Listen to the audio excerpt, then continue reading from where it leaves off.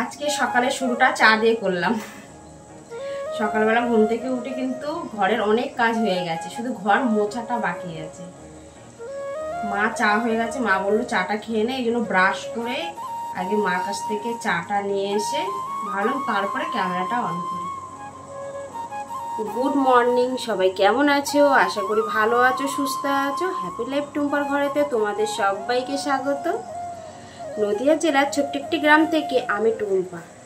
আমার নতুন একটা ব্লগ ভিডিওতে তোমাদের সবাইকে জানাই অনেক অনেক আন্তরিক ভালোবাসা। যে যেখান থেকে আমার ভিডিওটা দেখছো আশা করি ভালো আছো, সুস্থ আছো। ভগবানের কাছে এটাই আমি প্রার্থনা করি। তা আজকের ভিডিওটা চা থেকে শুরু করা যাক, তাই না?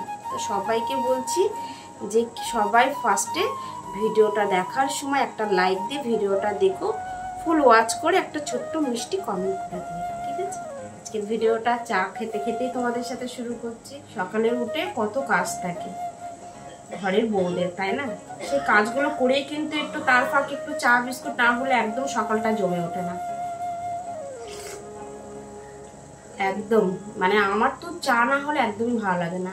আগে তো কত কিছু খেতাম, বাট এখন সত্যি কথা বলতে সেগুলো সব কিছু বাদ দিয়ে এখন চা আর বিস্কুট। আর এই বিস্কুট যদি থাকে তাহলে জমেই যাবে।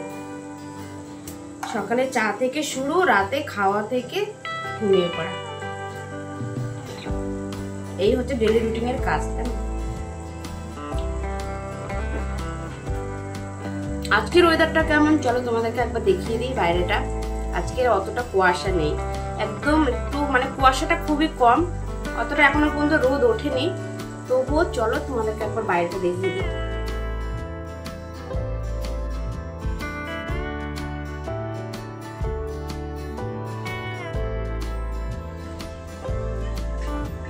দেখো এখন একটু হাওয়া দিচ্ছে, এদিকে জানলাটা একদম খুলতে পারি না, প্রচন্ড পরিমাণে ঠান্ডা হাওয়া দেয়। তার জন্য যতটা পারি এদিকে জানলাটা অন্তত বন্ধ করে রাখি। সকাল টাইমটা তো একদমই খুলি না। যেমন হালকা হালকা কুয়াশা,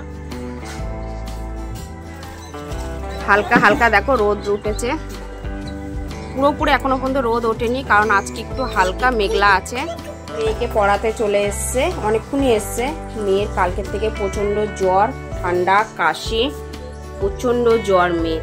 তাও মেয়ে সকালে যেহেতু পড়াতে এসছে এই জন্য মেয়েকে পড়তে চলে গেল, কারণ পড়াতে যেহেতু এসছে পড়তে তো হবেই, ছুটি করলে হবে না। আর মাছগুলো দেখো কেমন অন্ধকারে রয়েছে।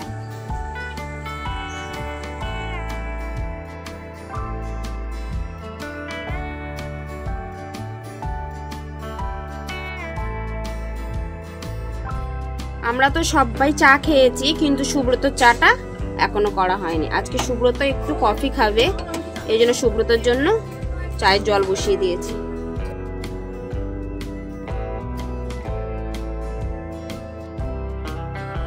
ও দুষ্টু, দুষ্টু, ও দুষ্টু দিদু, আমার দুষ্টু দিদু কই? বারে বারে চা করতে একদম ভালো লাগে না,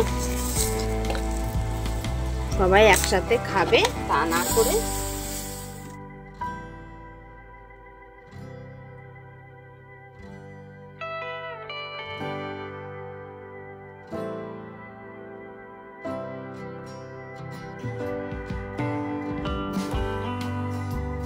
সুব্রতর জন্য চা বানানো হয়ে গেছে, ওর মধ্যে একটু কফি দিয়ে দিয়েছি। সকালে একটু কফি না খেলে হয় না। সুব্রত চা বানিয়ে চলে আসলাম আমার এদিকে গ্যাসটা পরিষ্কার করতে, কারণ গ্যাসটা অনেক দিন হলো পরিষ্কার করা হয় না। তা গাছগুলো কিন্তু মুরগিতে সবই খেয়ে নিয়েছে, এই জন্য গাছগুলো সব ফেলে দিয়েছি, কারণ গাছগুলো নষ্ট হয়ে গেছে। মেয়ে যতক্ষণ মুরগিতে সব খেয়ে নিয়েছে, তো সেই গাছ রেখে আর কোনো লাভ নেই।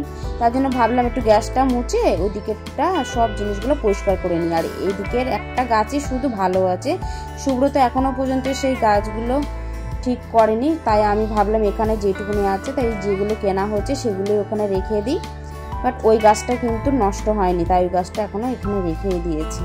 তা দেখো এদিকটা পরিষ্কার করে নিলাম। বারান্দাটা প্রচণ্ড পরিমাণে ধুলো, তো এইদিকে ঝাড়টার দিলে কিন্তু ধুলো পড়ে যায়, আর ধুলো পড়ে গেলে কিন্তু একটু পরিষ্কার করা খুবই দরকার। এই গাছটা দেখো কিভাবে খেয়ে নিয়েছে মুরগিতে। তাই মুরগিতে খেয়ে নেওয়ার পরে ওগুলো তো ফেলেই দিলাম, ওগুলো আর কিছু লাগিয়ে রাখিনি। আর এদিকে সব পরিষ্কার করা হয়ে গেছে, তারপরে আসলাম ঠাকুরের থালা বাসন মাজতে। দিদি কি করছো? দেখছো না উনুন? দিদি উনুন বানাচ্ছে। ভেঙে গেছে সেটা ঠিক করছি। হয়েছে ভালো, খুব সুন্দর হয়েছে, খুব সুন্দর হয়েছে। এইবারে সবারই তারটা কেটে গেছে, বুঝতে পেরেছি। এদিকে কলে জল চলে এসছে, তা মা এদিকে বাসনগুলি মেজে নিচ্ছে। আমাদের তো তাড়াতাড়ি জল আসে, আর জল সবই বালতিতে ভরে রাখা হয়, তারপরে কিন্তু ব্যবহার করা হয়। নোংরা হয়েছে দেখো, আবার অনেক দিন হয়ে গেল, 20 দিন মতন হয়ে গেল, এগুলো আর পরিষ্কার করি না। এখন এখানে বসলাম এগুলো পরিষ্কার করার জন্য। আজকে সকালে কাজ বাজ হয়ে গেছে একটু তাড়াতাড়ি, এগুলো পরিষ্কার করে আবার রাখবো। এই যে এগুলো পরিষ্কার করা সব হয়ে গেছে। কি ধুলো আর নোংরা পড়েছে, এই যে পুরো একদম ঝেড়ে নিয়ে আসলাম বাইরের থেকে। এবার কোটোগুলি রেখে দেবো এক এক করে।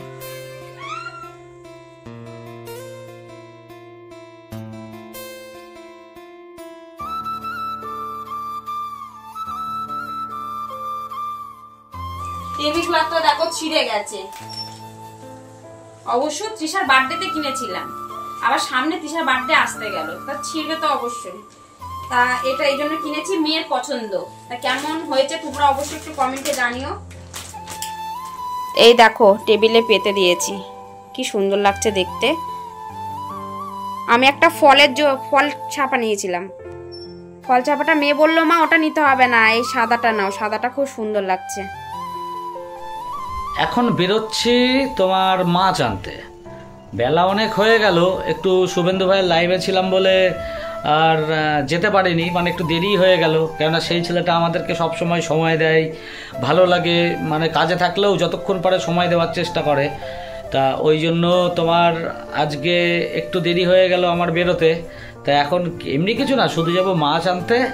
মাছ নিয়ে এসে দেখি আজকে কি মাছ পাই, গিয়ে বাজারে মাছ নিয়ে এসে তারপরে তোমাদের সঙ্গে কথা বলবো। তাহলে এখন চলো মাছটা কিনে নিয়ে আসি, আর যদি পারি তোমাদেরকে দেখানোর চেষ্টা করব, যদি ভিড় না থাকে তাহলে কি মাছ কিনলাম আমি।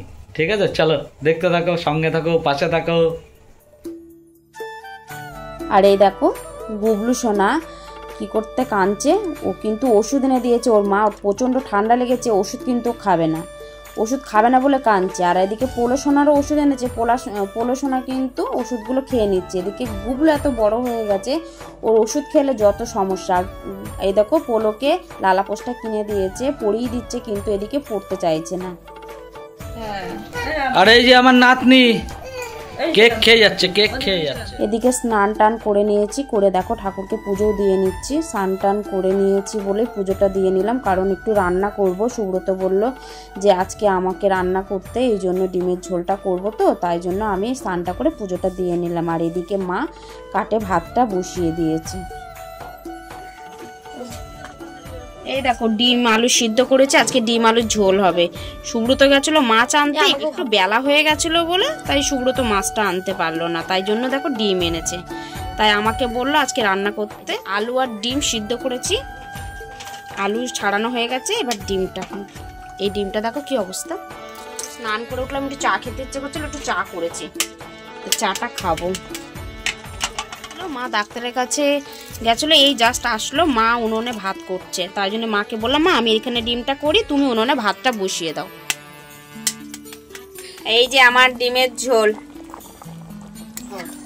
পুরোটা হয়ে গেছে, পুরোটা কষানো হয়ে গেছে। এবার একটু জল ঢেলে দিলাম, গরম জল, এখন একটু ফুটছে, যেহেতু একটু ঝোলঝোলি করব। আর এই পাশে একটু পাঁপড় ভাজবো, কারণ অনেক দিন ধরেই পাঁপড়গুলো রয়েছে, সে আর ভাজা আর হয় না।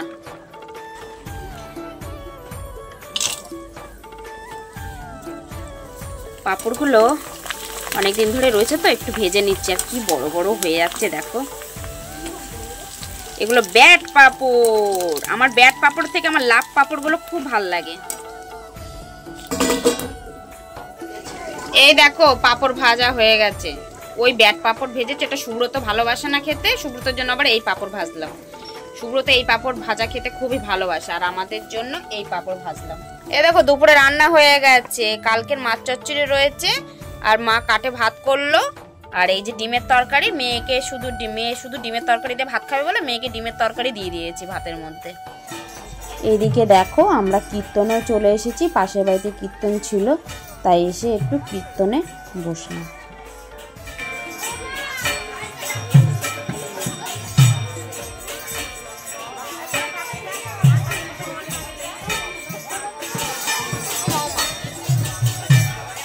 চলে আসলাম রাত্রিবেলায় একদম তোমাদের সামনে।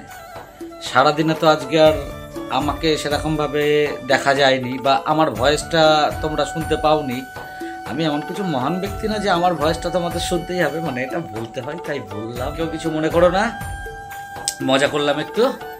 তা সবাই শুয়ে পড়েছে, টুম্পার খাওয়া হয়ে গেছে, টুম্পা শুয়ে পড়েছে, মেয়ে শুয়ে পড়েছে, আমার খাওয়া বাকি। আমার শরীরটা খুব খারাপ লাগছে আজকে, কেন বুঝতে পারছি না, কথা বলতেও ইচ্ছা করছে না। তাও দেখলাম যে না, তোমাদের শেষে তো সবসময় আমরা এইভাবেই শেষ করি ভিডিওগুলো, প্রত্যেকটা ভিডিও ম্যাক্সিমাম ভিডিওই এইভাবে কথা বলেই শেষ করি, তা না বললেও ভালো লাগছিল না। তা এখন আমি দুটো খাবো, মানে ইচ্ছা নেই তবু না খেয়ে শোবো, তাই ভাবছি যে একটুখানি খাবো, খেয়ে শুয়ে পড়বো। তা আজকে কি খাবো রাত্রিবেলায় সেটাই বলছি। আর ওই যে বললাম না, পাশের বাড়িতে নেমন্তন্ন ছিল, সেখান থেকে লুচি পাঠিয়েছে, মিষ্টি পাঠিয়েছে, তরকারি পাঠিয়েছে, খেয়ে শুয়ে পড়বো। তা চলো কি দিয়েছে দেখাই, মানে বলে তো দিলাম, তাও একবার দেখিয়ে দিই তোমাদের।